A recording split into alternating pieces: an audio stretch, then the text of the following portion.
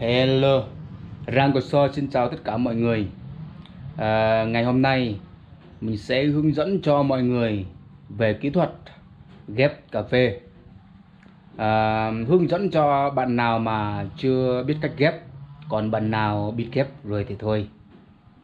Và dụng cụ thiết bị của mình ghép thì cũng đơn giản thôi. Dưới đây mình sẽ trình bày cho các bạn. Đây các bạn, đáng lẽ là dao rọc sách các bạn, dao rọc sách, nhưng mà mình để mất rồi nên là mình dùng tạm con dao này. Và kéo bấm cành cà phê này. Đó, để mình bấm chồi cà phê á. Còn bì này là bì đựng rượu các bạn, bì đựng rượu 1 lít. Đáng nhẽ ra là nếu như các bạn nào mà muốn ghép chuyên nghiệp hơn á thì các bạn nên đi mua băng keo tự hủy á, là các bạn buộc vô á thì là các bạn khỏi phải đi tháo nữa, mà mình dùng bì này á là ghép thì là các bạn thường xuyên phải vô thăm rẫy, vô thăm vườn cà của mình để nó nhú lên thì mình có thể gỡ tháo bỏ được.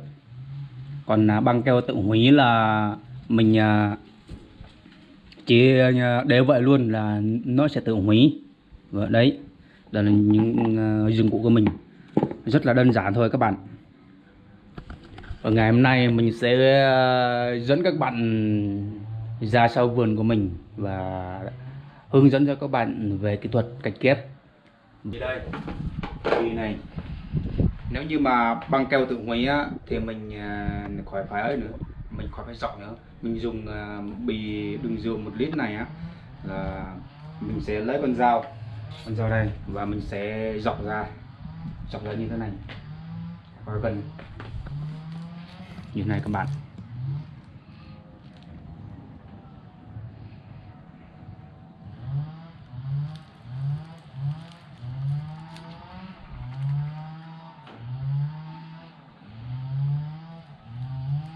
Mình kề lên trên một tấm gỗ rồi đó, rồi mình dọc ra như thế này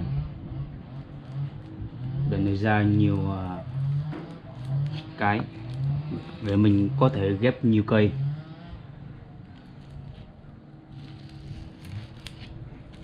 Mình chỉ ghép đơn giản như vậy thôi các bạn, mà hiệu suất rất cao lắm. Đây là vườn cà của mình các bạn. Nói chung thì bạn nào mà sinh năm chăm chỉ cần cù á thì cũng sẽ thành công thôi, chứ không có khó gì đâu. Giống như mình hồi mấy năm trước mình chưa biết ghép á, cây cà phê mình đã già lắm, mà mỗi khi mình xuống vườn á, mình nhổ một cây thấy mệt lắm. Với lại mình trồng lên cây mới á thì chắc đợi tới 2-3 năm á mình mới có thu được. Chứ mình ghép á là chỉ cần sang năm sau là mình có thể thu nhập được rồi các bạn. Như cái này các bạn, mình ghép được chắc chưa tới 1 năm đâu các bạn. Đấy, mà nó đã lên chừng này rồi. Nhìn có được không các bạn? Như mấy cây này sau này đây tới mùa mưa đây chắc mình cũng phải ghép lại các bạn. Đây, cả mình ghép được 1 năm rồi. Nhìn phê không các bạn? Đẹp quá chứ lị. Hồi cây của nó là rụng trái lắm, mà chồi nó lên thì cũng rất là đẹp, mà cây nó rụng trái lắm. Này chắc nó không rụng như kia nữa. Đây các bạn, cây ghép của mình lên rất là đẹp này. Một bên này mình chọn chồi khác này, còn bên này nhìn lá nó hơi xoăn xoăn tí. Còn về phần dưới này, đây, cái này là mình chọn người ta gọi là mắt kép này, do nó liền rồi nên nhìn không còn thấy nữa. Đây, đây này, mình lấy chồi kép của thằng bạn này, giống TR4 á, kép vô cây cà phê đá già rồi. Đấy, nhìn rất là đẹp này các bạn. Đến thăm vườn cào mình cũng vừa mới làm cảnh xong. Như mấy cây này sau này chắc mình cũng ghép lại hết rồi.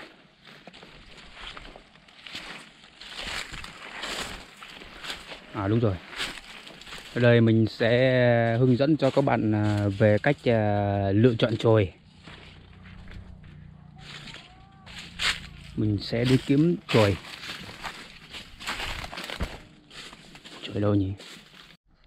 Đây các bạn, cà phê mình cũng vừa mới trồng lại các bạn, nhưng mà nó không tốt. Cái hồi mình trồng lại á, nó vẫn rụng trái, không biết nữa.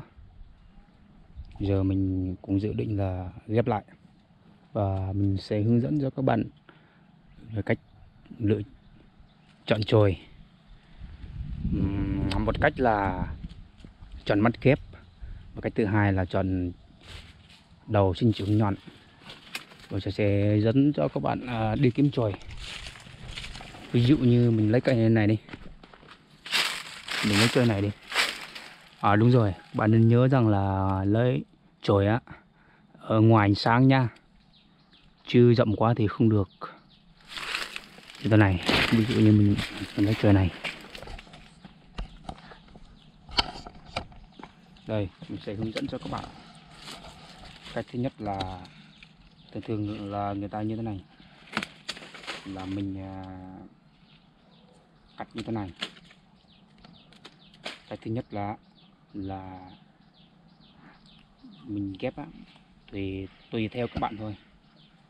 Các bạn ưng ghép chọn cách này cũng được, nhưng mà mình nói cho các bạn hiểu rằng là mình nên chọn bắn kép đi, bởi vì tỷ lệ sóng cao hơn, với lại là mình chọn chồi nhiều hơn. Đấy, như thế này, dùng cách này cũng được, nhưng mà mình dùng trong vườn ươm thôi. Như này, như này, mất như thế này. Này là người ta gọi là cách nhất là chọn chồi đầu sinh trưởng nhọn. Còn cách thứ hai á, là mình cắt nó đi. Cắt đi là mình chọn như thế này. Cái này về phần này á, là người ta gọi là mắt kép. Và sau này á, nó sẽ từ hai nách đây này, nó sẽ bung ra chồi nữa. Đấy, sẽ ra hai cặp chồi rất đẹp. Đấy, nhưng mà các bạn lưu ý rằng là mình không nên chọn chồi già quá và không non quá, như này là không được, để gãy ngay. Các bạn nên chọn theo cách này nha. Cái này là mắt ghép. Mình thường ghép là kiểu này không. Chọn cách này là tỷ lệ sống là cao 100%.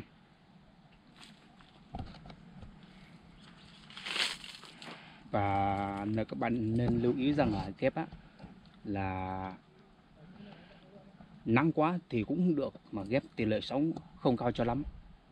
Mà mưa quá thì cũng không được, vừa có nắng vừa có mưa mà hợp như vậy, tỷ lệ sống cây cà phê mình ghép nó mới phát triển tốt được.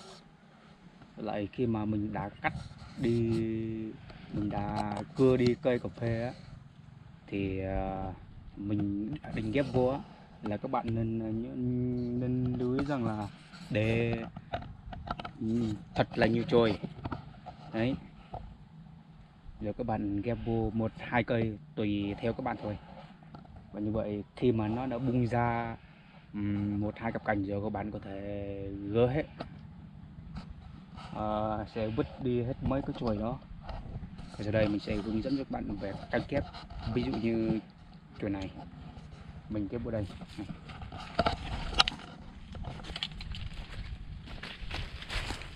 Đây như thế này các bạn.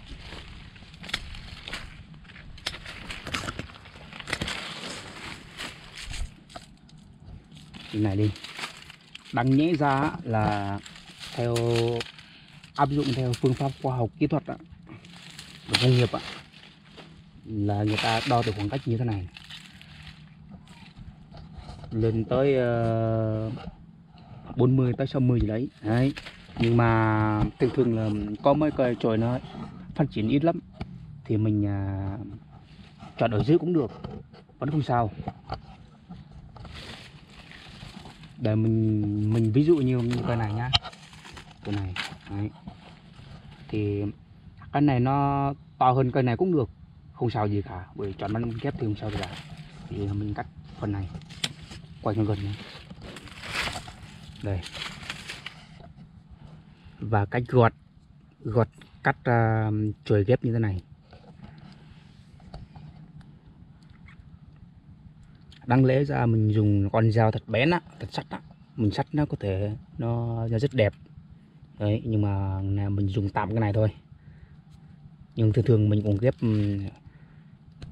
cái kéo bấm cành ra mà không sao hết. Nếu các bạn muốn mà nó chuyên nghiệp hơn thì các bạn nên kiếm con dao mà thật bén đấy, mình sắt nó dễ hơn. Đây, mình sắt như thế này các bạn.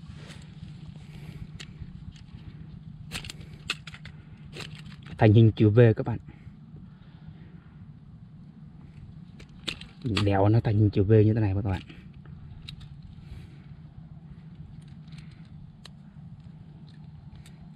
Ui giời ơi, kiểu thế này các bạn.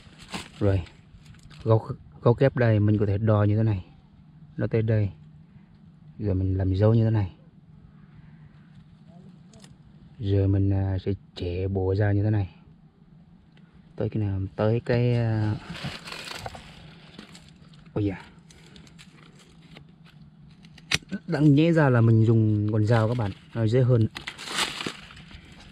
Cái này là cách kép của mình thường hay dùng hiệu quả lắm các bạn.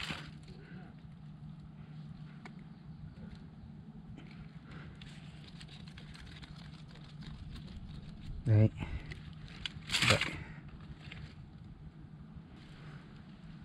Cái này là mình nhét vô như thế này các bạn, cho tới khi nào mà nó khích ở phần dưới các bạn. Đấy.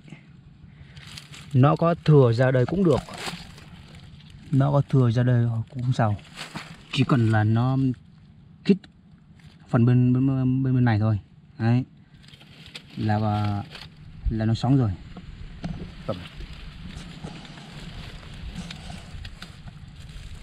Thì mình có thể lấy bì này mình buộc lại. Các bạn buộc là như này. Các bạn cũng lưu ý rằng là mình đừng buộc chặt quá và đừng buộc nóng quá, cũng vừa vừa thôi, vừa tay các bạn. Như này, đây là cách ghép của mình, vừa tay, đừng buộc chặt quá thì nó cũng sẽ ảnh hưởng tới cây cà. Đáng nhẽ ra băng keo tự hủy là mình có thể buộc hết trên đây luôn, nhưng mà mình dùng cách cái này thôi. Nhưng mà dùng bì này mình có thể là đi thăm vườn thường xuyên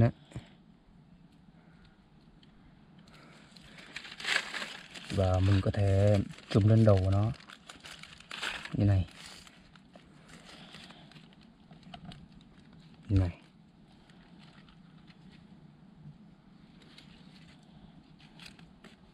Nó khỏi phải bị trúng mưa nắng gì đấy, nó có thể hấp thụ được trong này.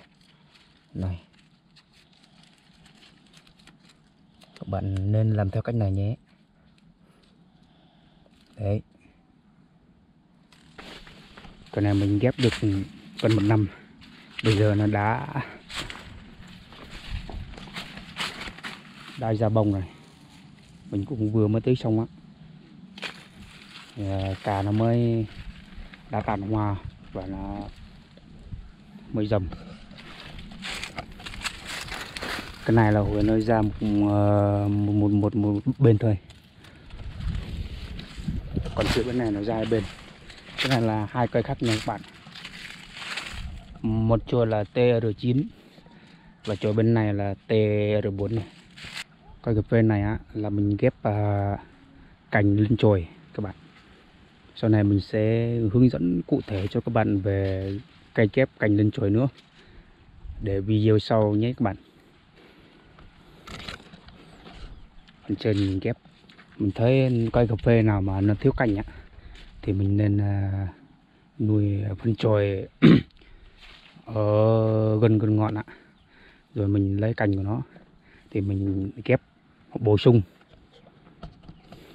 như phần dưới đây này. Phần dưới đây mình ghép chồi lên chồi các bạn. Đây, nó bung ra hai nách này. Đó, lên cũng rất là đẹp. Còn về phía bên này thì là mình ghép cành lên chồi, rồi ra rất là nhiều cành luôn các bạn. Đây các bạn, đã bỏ rồi. Còn về phía bên này mình ghép 3 chồi luôn. Cây này hồi nó rụng trái lắm, bây giờ đã ok rồi đấy, đẹp quá chứ lì. Rất đẹp. Đây các bạn, hầu như cà phê của mình ghép vườn cài già cũng gần nhiều rồi, gần 200 cây rồi các bạn. Đây các bạn, và mình ghép được mới có chưa được 1 tháng các bạn. Đấy, lên rất là đẹp này. Đây còn liền này, nhìn đẹp các bạn. Đây, nhìn rất đẹp này. Chưa được 1 tháng các bạn. Đây sang năm là cho trái rồi này.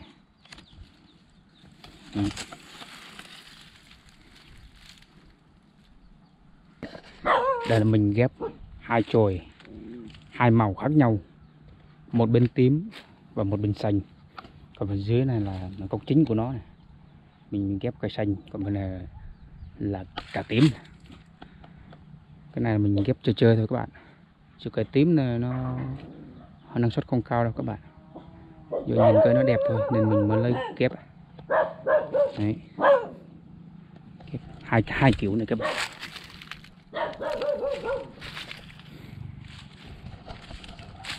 Khi mà các bạn xem xong video này á, thì nếu như mà các bạn thích á, là hãy ủng hộ, like và share nhé. Để kết thúc video này á, thì mình sẽ hát tặng cho các bạn. Để vô nhà lấy cái đàn.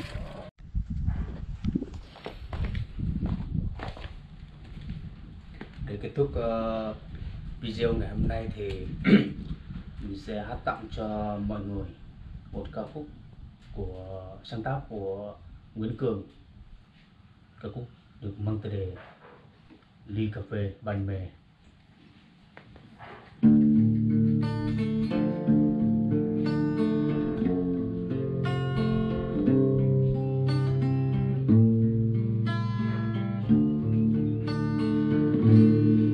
Ly cà phê muốn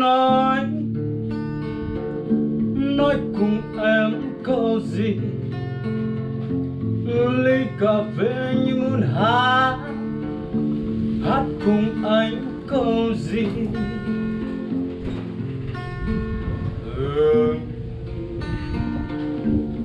Bay theo làn khói về mùa xuân lung lay.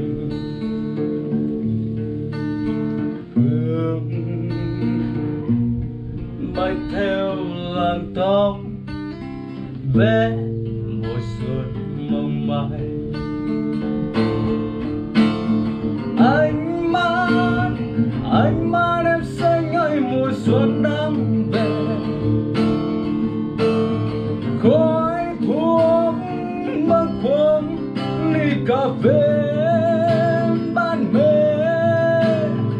Tiếng hát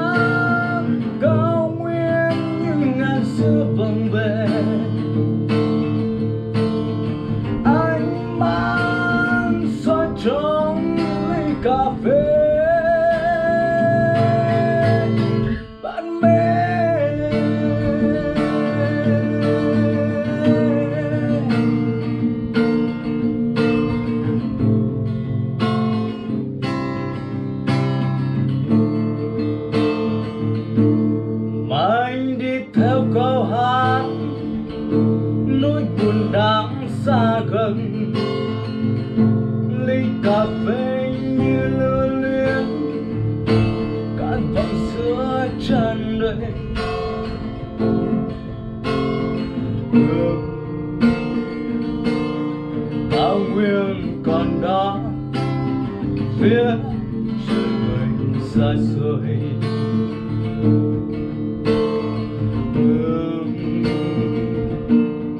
Cao nguyên còn mãi thắm đường trên đôi môi.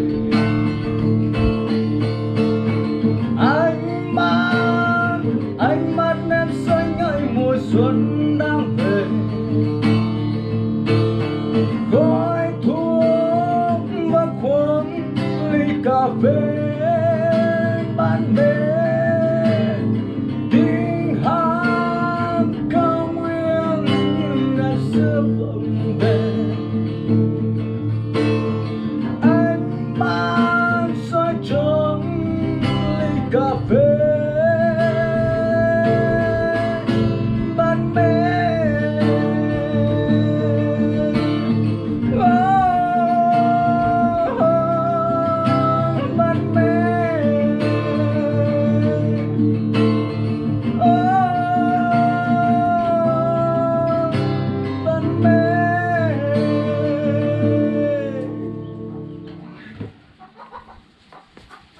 Để kết thúc video này á, thì các bạn, nếu như mà các bạn nào mà thấy video này hay và có ích thì các bạn nhớ like và share và nhớ ủng hộ mình nhé.